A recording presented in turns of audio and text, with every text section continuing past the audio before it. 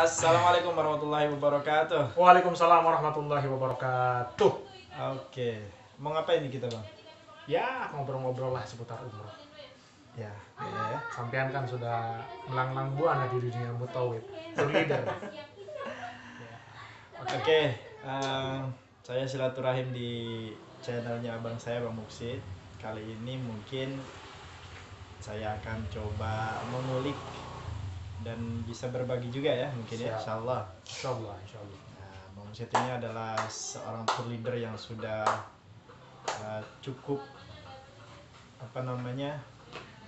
banyak pengalamannya Melanglang buana. ya. Nah, dan juga beliau punya travel juga. Nah, jadi kaitannya dengan kondisi sekarang sepertinya cukup ya untuk kita Ya. sharing-sharing. Pas lah momennya. Ya, Bang. Ini kan sekarang dalam kondisi seperti ini ya. Bagaimana menurut Abang kondisi sekarang ini dengan travel ini? Travel ini terutama umroh ya, dan pada umumnya travel leisure biasa juga sama sih terdampak.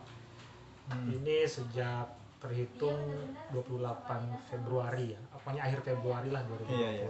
Ini memang mengalami satu penurunan yang sangat drastis diakibatkan karena pandemi ini. Bahkan beberapa teman yang memiliki perusahaan travel ini banting setir ya, ada yang jualan makanan, ada yang jualan bahan-bahan yang lain lah gitu ya, artinya untuk mencoba bertahan gitu.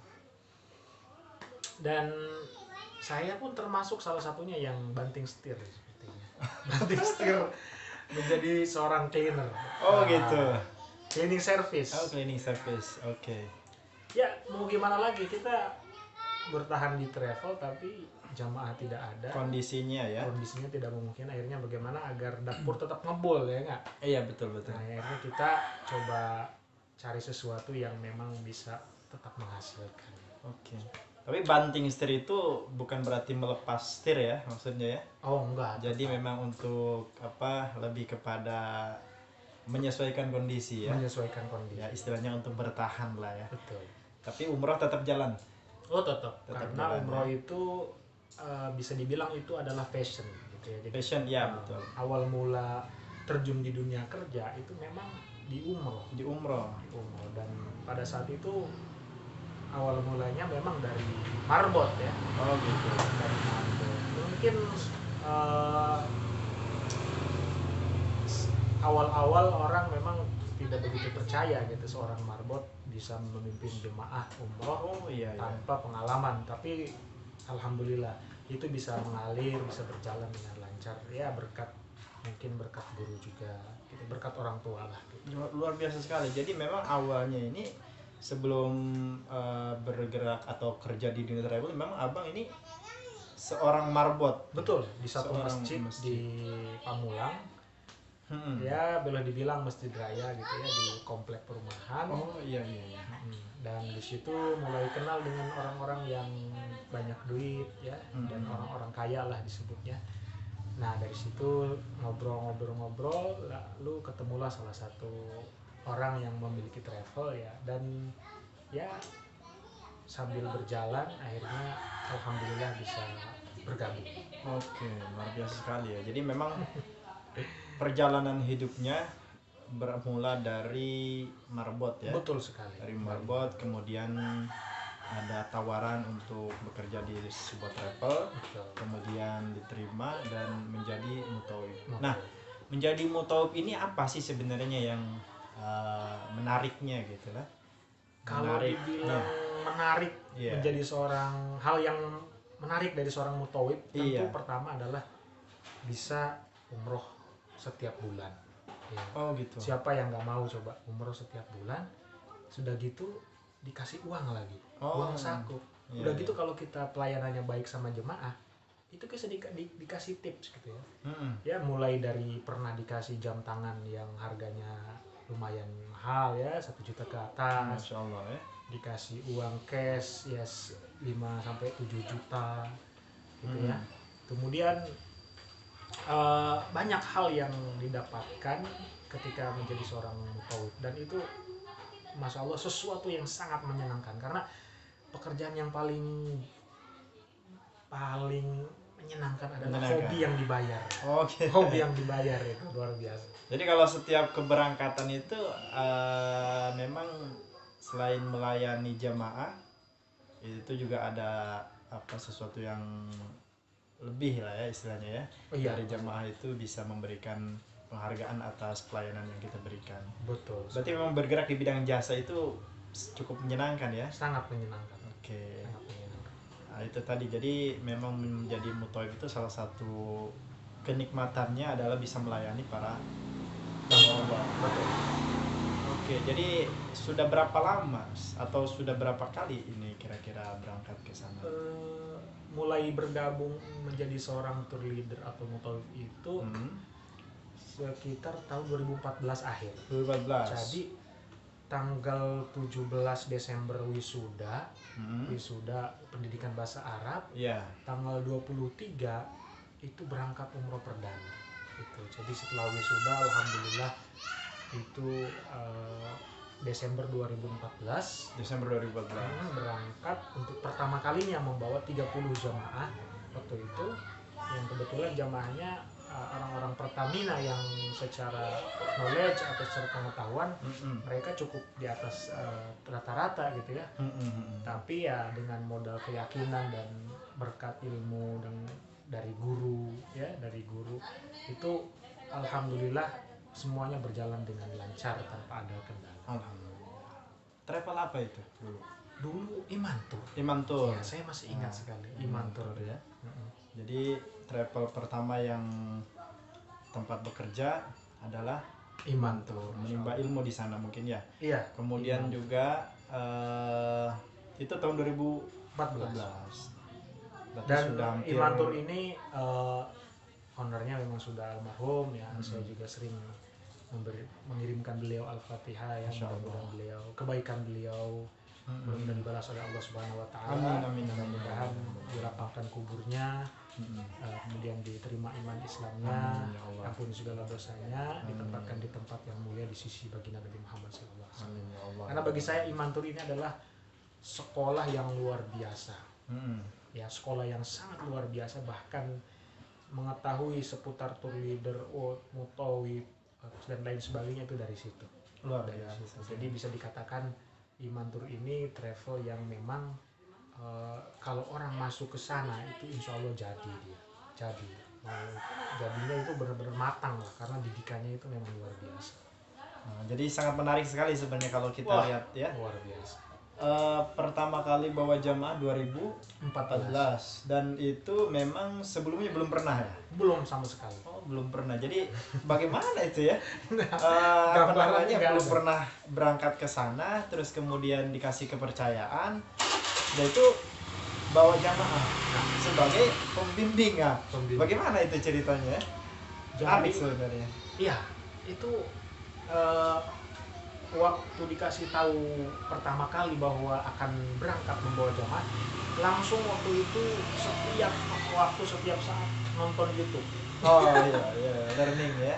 Nonton YouTube bagaimana cara membawa jamaah, bagaimana menjelaskan ketika di Mekah, Madinah, terus bagaimana pokoknya segala macam hal yang berkaitan dengan jamaah, dengan umroh, semua itu dicoba dicari di YouTube. Dan saya masih ingat sekali pernah beli satu buku yang berjudul Mutawif Anda di Tanah Suci, itu karangan salah satu mutawif juga, beliau Ustadz Rafiq Jawahari. Masya Allah. Nah itu beliau lulusan Madinah dan sudah lulus sekarang, dan punya travel juga namanya Travel Taqwa Tours ya, yang berada di Solo, Jawa Tengah.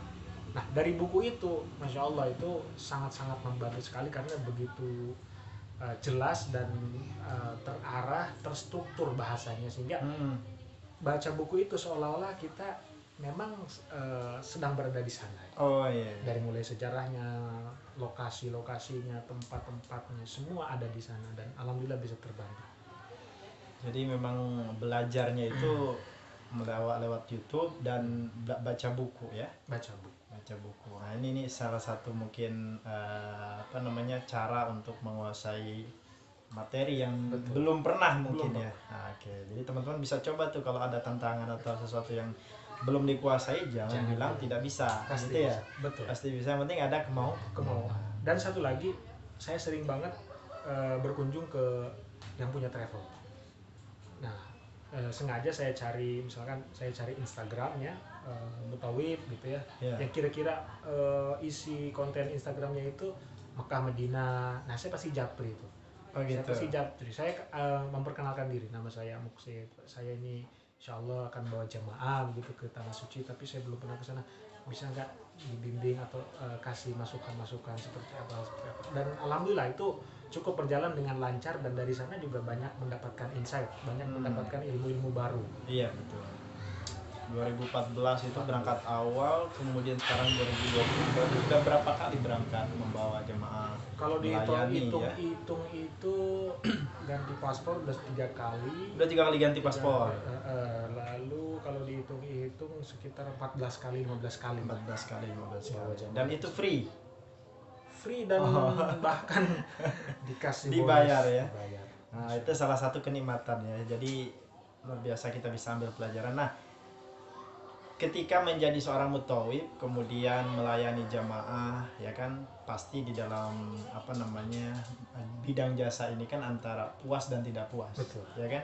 Nah, pasti ada dinamika pengalaman yang mungkin bisa dibagi. Bagaimana pengalaman yang mungkin terpahit lah ya melayani tamu Allah, karena kan setiap orang itu kan berbeda karakternya. Nah, mungkin bisa cerita apa itu pengalaman di dunia mutawif atau pelayanan gitu ya, terutama kepada tamu Allah dan Rasulullah, kepada jamaah, itu dari yang sudah dilakukan banyak sekali memang manis pahitnya banyak. Iya.